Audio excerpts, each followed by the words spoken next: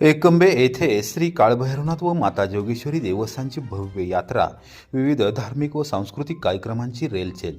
कोरेगाव तालुक्यातील एकंबे येथील ग्रामदैवत श्री काळभैरवनाथ व माता जोगेश्वरी देवस्थानची भव्य यात्रा गुरुवार दिनांक 9 ते रविवार दिनांक 12 एप्रिल दरम्यान उत्साहात साजरी होणार आहे.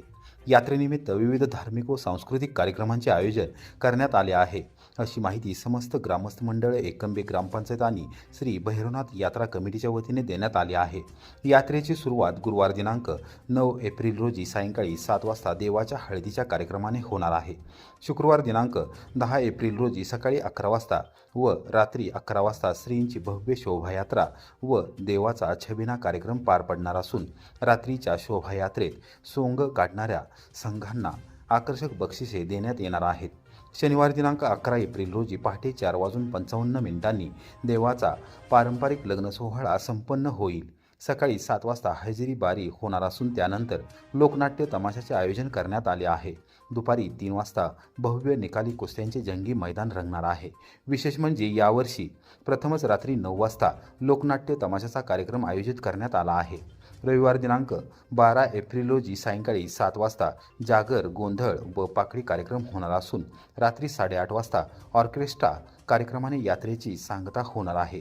दरम्यान यात्रेत कोणत्याही परिस्थितीमध्ये भेसळयुक्त गुलाल विक्री होऊ दिली जाणार नाही, असा इशारा यात्रा कमिटी, ग्रामस्थ मंडळ व ग्रामपंचायतीतर्फे देण्यात आला आहे.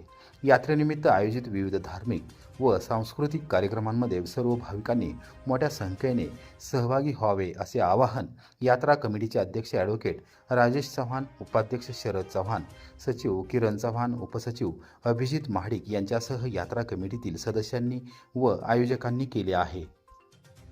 दक्षिण स्वराज्य सर्किट संकल्पनेवर साताऱ्यात महत्त्वपूर्ण चर्चा. आमदार मारुतीराव मुळे यांनी खासदार श्रीमंत छत्रपती उदयनराजे भोसले यांची घेतली सदिच्छा भेट.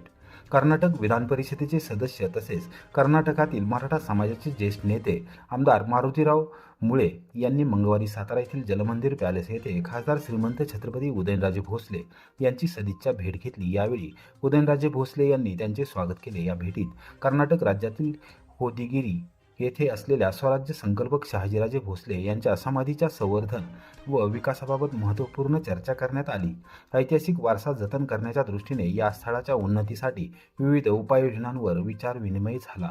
तसेच दक्षिण स्वराज्य सर्किट या संकल्पनेवरही सविस्तर चर्चा करण्यात आली. महाराष्ट्र व कर्नाटक या दोन्ही राज्यातील स्वराज्यकालीन ऐतिहासिक स्थळांना एकत्रित जोडून पर्यटनाच्या माध्यमातून इतिहासाचा प्रसार करण्याचा उद्देश या संकल्पनेमागे असल्याचे यावेळी स्पष्ट करण्यात आले. या भेटीमुळे ऐतिहासिक वारसा जतन व पर्यटन विकासाच्या दृष्टीने दोन्ही राज्यांमध्ये समन्वय वाढण्यास चालना मिळणार असल्याची भावना व्यक्त करण्यात आली. ग्रामपंचायत कर्मचाऱ्यांच्या मागण्यांवर सकारात्मक चर्चा. 10% आरक्षणासह सेवा लाभांबाबत निर्णय प्रक्रियेला गती. ग्रामविकास मंत्री जयकुमार गोरे यांचा पुढाकार. राज्यातील जिल्हा परिषदेमध्ये समाविष्ट करण्यात आलेल्या ग्रामपंचायत कर्मचाऱ्यांना 10% आरक्षणाच्या अनुषंगाने सेवा अंतर्गत लाभ मंजूर करण्याच्या दृष्टीने ग्रामविकास मंत्री जयकुमार गोरे यांनी मंगळवारी मंत्रालयात महत्त्वपूर्ण बैठक घेतली. या बैठकीत ग्रामपंचायत कर्मचाऱ्यांच्या विविध प्रलंबित मागण्यांवर सविस्तर चर्चा करण्यात आली. बैठकीदरम्यान संबंधित विषयांचा सर्वकष आढावा घेण्यात आला. कर्मचाऱ्यांच्या सेवा अटी, प्रलंबित मुद्दे, विविध मागण्या तसेच त्या संदर्भातील प्रशासकीय प्रक्रियेची सखोल नोंद घेण्यात आली. यावेळी संबंधित कागदपत्रे व प्रस्तावांचा अभ्यास करून पुढील कार्यवाहीसाठी आवश्यक बाबींवर चर्चा करण्यात आली. तसेच समन्वयातून निर्णय प्रक्रिया गतिमान करण्यावर भर देण्यात आला. या बैठकीस आमदार सुरेश धस यांच्यासह संबंधित विभागाचे वरिष्ठ अधिकारी यावेळी उपस्थित होते. मंत्री जयकुमार गोरे यांनी ग्रामपंचायत कर्मचाऱ्यांच्या प्रश्नांकडे सकारात्मक दृष्टिकोनातून पाहत त्यांच्या मागण्यांबाबत पुढाकार घेतला आहे. प्रलंबित प्रश्न सोडवून कर्मचाऱ्यांना न्याय देण्यासाठी शासन कटिबद्ध असल्याचे त्यांनी स्पष्ट केले. दरम्यान मंत्री गोरे यांच्या पुढाकारामुळे ग्रामपंचायत कर्मचाऱ्यांमध्ये समाधानाचे वातावरण निर्माण झाले असून त्यांच्या दीर्घकालीन मागण्यांवर तोडगा निघण्याची अपेक्षा व्यक्त केली जात आहे. कोरेगावात लाच प्रकरणी पुरवठा निरीक्षणाधिकारी फरार, साथीदाराला 1 दिवसाची पोलीस कोठडी.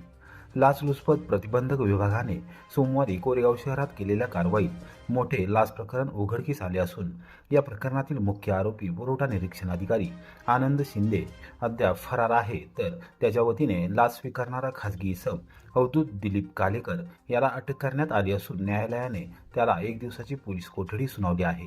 या प्रकरणी तपास अधिकारी पोलीस निरीक्षक सुप्रिया गावडे यांनी दिलेल्या माहितीनुसार कोरेगाव येथील भारत गॅस वितरकांकडून कारवाई न करण्यासाठी आणि तपासणी टाळण्यासाठी आनंद शिंदे यांनी 2 लाख रुपयांची लाच मागितली होती. तडजोडी अंती ₹1.25 लाख देण्याचे निश्चित झाले होते. दरम्यान तक्रार प्राप्त होताच लाचलुचपत प्रतिबंधक विभागाने सापळा रचला. कोरेगाव येथील जनसेवा सहकारी बँकेच्या शाखा कार्यालयाच्या आवारात अवधूत कालेकर याला लाच स्वीकारताना रंगेहात पकडण्यात आले. या कारवाईची माहिती मिळताच आनंद शिंदे फरार झाले. कारवाईनंतर सोमवारी शिंदे व कालेकर यांच्या निवासस्थानी झडती घेण्यात आली. तसेच कोरेगाव पोलीस ठाण्यात उशिरा गुन्हा दाखल करण्यात आला आहे. मंगळवारी अवधूत कालेकर याला सातारा येथील न्यायालयात हजर करण्यात आले असता न्यायालयाने त्याला 1 दिवसाची पोलीस कोठडी सुनावली आहे. दरम्यान फरार आरोपी आनंद शिंदे याचा शोध सुरू असून लाचलुचपत प्रतिबंधक विभागाकडून पुढील तपास वेगाने सुरू आहे. रहमतपूर पोलिसांची धडाकेबाज कारवाई, चोरीस गेलेले 10 शेतीपंप जप्त, 8 लाखांचा मुद्देमाल हस्तगत. कोरेगाव तालुक्याच्या दक्षिण भागात तारगाव व नलावडेवाडी परिसरातील शेतकऱ्यांच्या शेतीपंप चोरी प्रकरणाचा रहमतपूर पोलिसांनी यशस्वी छडा लावून शेतकरी वर्गाला मोठा दिलासा दिला आहे. या कारवाईत चोरीस गेलेल्या 10 शेतीपंप म्हणजेच विद्युत मोटारी तसेच गुन्ह्यात वापरण्यात आलेली महिंद्रा पिकअप जीप असा सुमारे 8 लाख रुपयांचा मुद्देमाल जप्त करण्यात आला आहे. आरफळ डावा कालव्याच्या काठावर बसवण्यात आलेले शेतीपंप एका रात्रीत चोरीला गेल्याने परिसरातील शेतकरी हवालदिल झाले होते. विशेषतः उन्हाळ्यात पिकांना पाणी देण्याच्या अत्यंत महत्त्वाच्या काळात ही घटना घडल्याने शेतकऱ्यांवर मोठे संकट ओढवले होते. या प्रकरणी रहमतपूर पोलीस ठाण्यात गुन्हा दाखल करण्यात आला होता. पोलीस अधीक्षक तुषार दोशी यांच्या सूचनेनुसार सहाय्यक पोलीस निरीक्षक विनोद नेवसे यांनी तपास पथक स्थापन करून सखोल तपास सुरू केला होता. गोपनीय माहिती आणि तांत्रिक विश्लेषणाच्या आधारे पोलिसांनी कौशल्यपूर्ण तपास करत आरोपींचा माग काढला. या प्रकरणात 25 वर्षीय एक आरोपी व 3 विधी संघर्षित बालकांचा समावेश असून सर्वांना ताब्यात घेण्यात आले आहे. आरोपींकडून चोरीस गेलेले सर्व शेतीपंप जप्त करण्यात आले असून ते तात्काळ शेतकऱ्यांच्या ताब्यात देण्यात आले आहेत. त्यामुळे संभाव्य शेतीचे नुकसान टळले आहे. ही कारवाई पोलीस अधीक्षक तुषार दोशी, अप्पर पोलीस अधीक्षक वैशाली कडकर, उपविभागीय पोलीस अधिकारी राजश्री तेरणी यांच्या मार्गदर्शनाखाली पार पडली. सहाय्यक पोलीस निरीक्षक विनोद नेवसे, उपनिरीक्षक गंगाप्रसाद केंद्रे, विष्णू खुडे, हवालदार ज्योतिराम भुजबळ, शंकर घाडगे, प्रवीण बर्गे, तुषार काळंगे यांच्या पथकाने केली.